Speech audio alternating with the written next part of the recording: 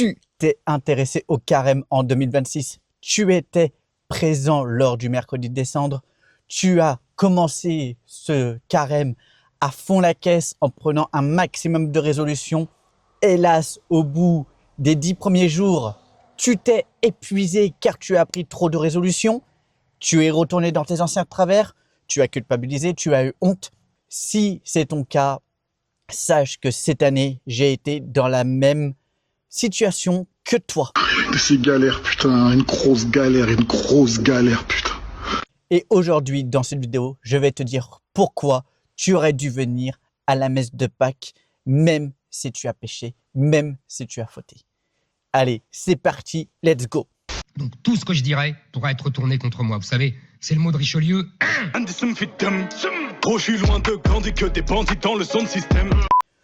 Tout comme toi, les 10 premiers jours, j'y suis allé à fond la caisse. Pas de cigares, pas d'alcool, pas d'Uber Eats, pas de site pour adultes.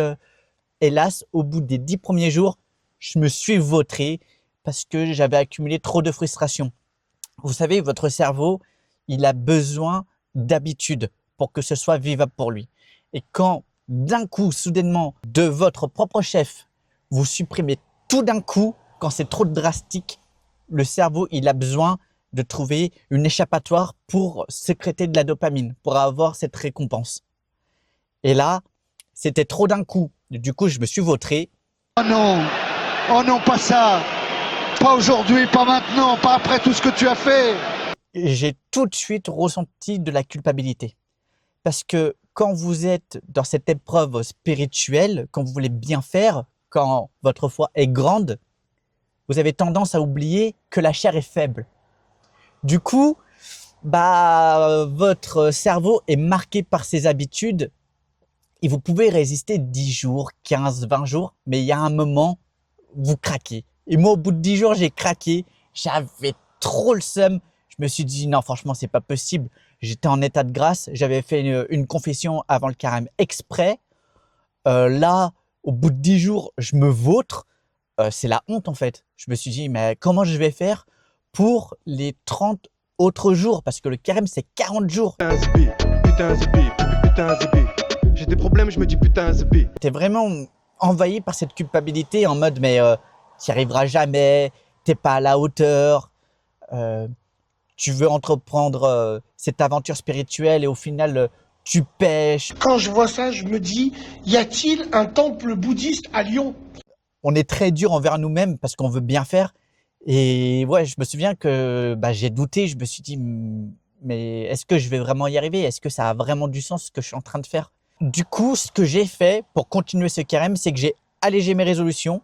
Le cigare, je l'ai gardé. Après la messe le dimanche, c'est quand même sympa, c'est quand même agréable. Et j'ai continué et ça allait mieux. Après, il y a des petites trouvailles que j'ai faites pendant ce carême qui m'ont beaucoup aidé, qui m'ont beaucoup épaulé. Ça a été le chapelet. Ça, c'est une arme de destruction massive. Lorsque vous avez vraiment de grandes tentations, grâce à ce chapelet, ça m'a vraiment permis de lutter contre mes plus anciennes tentations et j'ai pas peur de le dire, contre mes plus vieux démons. J'ai réussi à tenir 30 jours sans rechuter et c'est la première fois de ma vie où j'ai vraiment ressenti cette paix intérieure, cette forme d'harmonie avec soi-même et ça a été incroyable. Tu connais bien la Bible? Oui. Il y a un passage que j'ai appris par cœur qui convient à la situation. C'est dans Ézéchiel 25, verset 10. La marche des vertueux est semée d'obstacles qui sont les entreprises égoïstes que fait sans fin surgir l'œuvre du malin. Béni soit-il l'homme de bonne volonté qui, au nom de la charité, se fait le berger des faibles, qu'il guide dans la vallée d'ombre de la mort et des larmes, car il est le gardien de son frère et la providence des enfants égarés. J'abattrai alors le bras d'une terrible colère, d'une vengeance furieuse et effrayante, sur les hordes impies qui pourchassent et réduisent à néant les brebis de Dieu. Et tu connaîtras pourquoi mon nom est l'Éternel, quand sur toi s'abattra la vengeance du Tout-Puissant. Donc, si ça vous intéresse, dans ma vidéo précédente, je parle du chapelet et de la prière du pauvre. Voilà, pour ceux qui sont curieux. Et par la suite, dans ce carême, dans cette traversée du désert en 2026, j'étais très heureux, mais énormément content d'avoir fait l'acquisition de ce petit missel. Il est sublime. Voilà, c'est un missel romain de 1882. Je l'ai trouvé sur le Bon Coin. Regardez, vous avez vu les petites pages peintes en or. C'est incroyable. Je ne sais pas si vous allez bien le voir. Ah, si vous le voyez bien là. Il est incroyable. Vraiment, j'en suis fan. Grâce à ce petit missel, j'ai pu suivre la messe le jour de Pâques. D'ailleurs, je tiens à remercier dans cette vidéo ma voisine lors de la messe. Elle m'a expliqué comment suivre la messe. Lorsque j'ai fait l'acquisition de ce missel, j'ai trouvé un passage qui m'a requinqué, qui m'a motivé pour continuer à persévérer dans cette épreuve. J'aimerais pouvoir vous lire ceci, un abrégé des devoirs d'un chrétien. Chrétien, souviens-toi que tu as aujourd'hui un Dieu à glorifier qui t'a créé pour l'aimer, un Jésus à imiter, son sang à t'appliquer, la Sainte Vierge à implorer, tous les anges à honorer, une âme à sauver, un corps à mortifier, une conscience à examiner, des péchés à expier, des vertus à demander, un ciel à mériter, un enfer à éviter, une éternité à méditer, un temps à ménager, un prochain à édifier, un monde à mépriser, des démons à appréhender, des passions à dompter, une mort peut-être à souffrir et un jugement à subir, d'un Dieu de vérité pour une éternité ô bienheureuse, au bonheur, ou malheureuse, au malheur. Dès vos chrétiens, songez-y bien.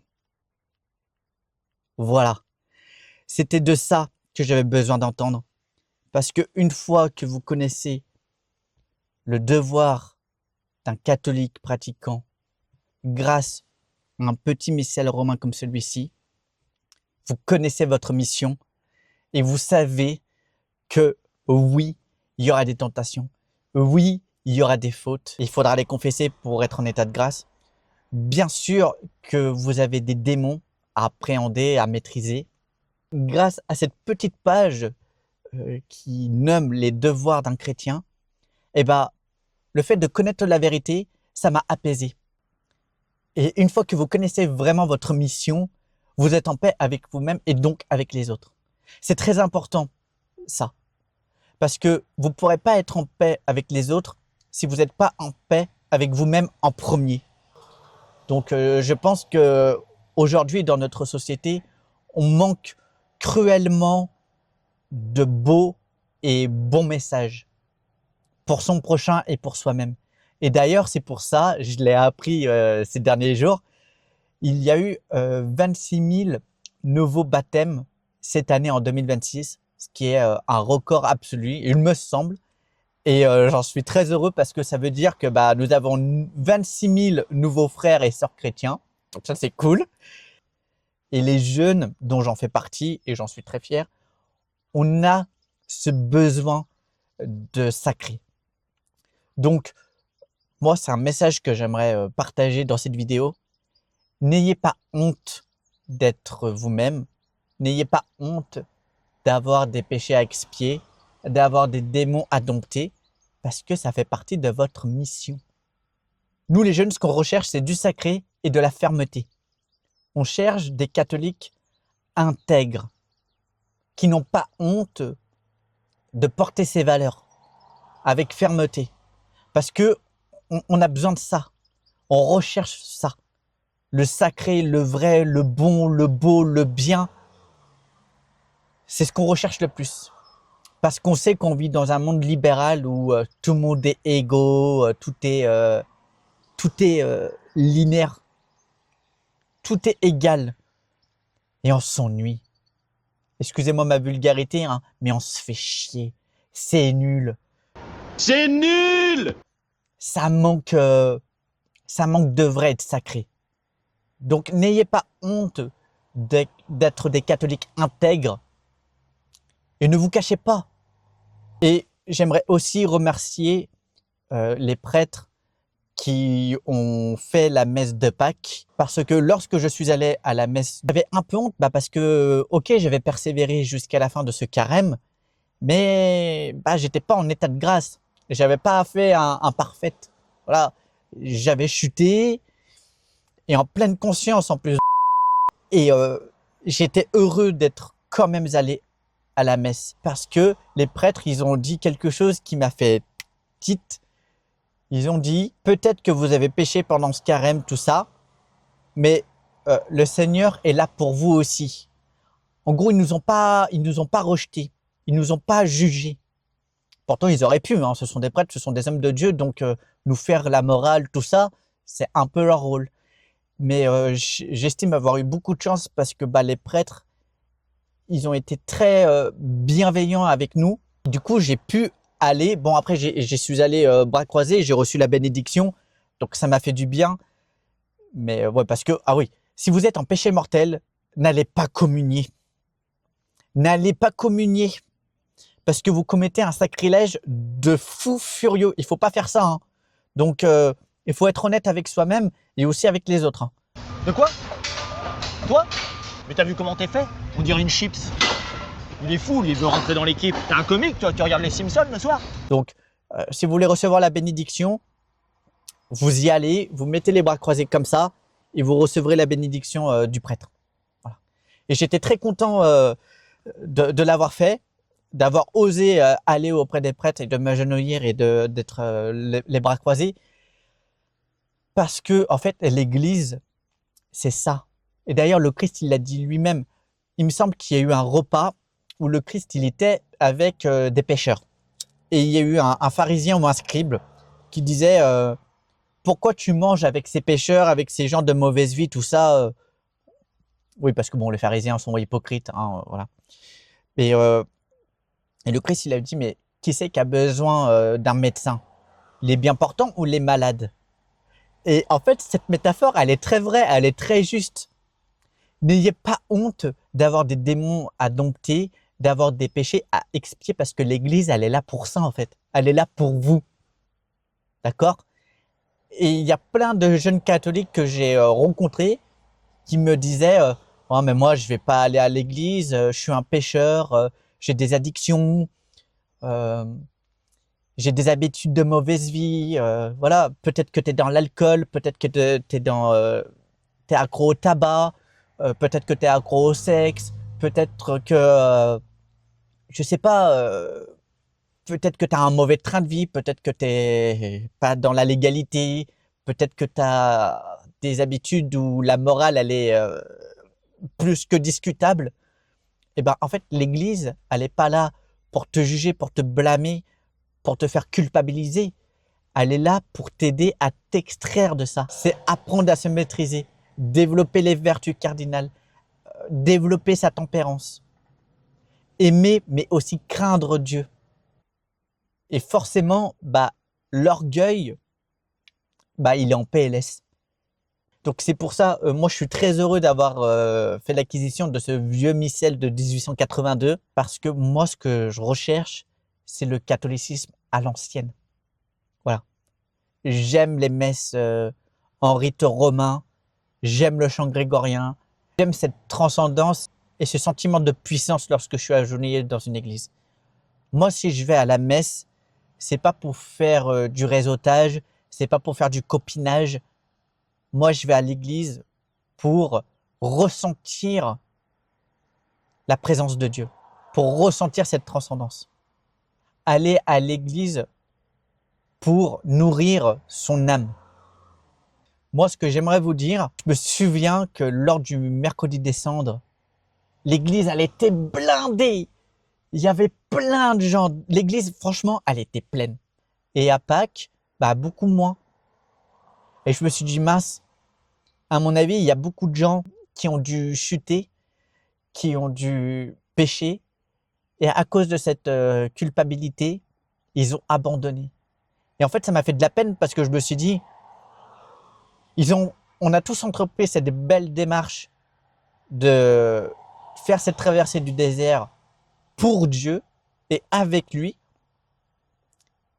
Et en fait, en cours de route, tout le monde a lâché l'affaire. Mais il faut pas lâcher l'affaire. Vous comprenez? Il faut continuer. Parce que il me semble que c'est dans l'évangile de Saint Matthieu, c'est lui qui persévérera jusqu'à la fin, celui-là sera sauvé.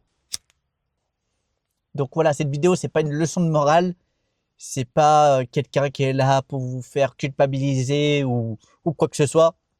Cette vidéo aujourd'hui, elle est là pour vous donner espoir. Donc pour conclure, ce carême 2026 a été pour moi une révolution dans ma vie de jeune catholique pratiquant parce que j'ai trouvé la paix en supprimant tous les réseaux sociaux, en supprimant mon VPN pour les sites X.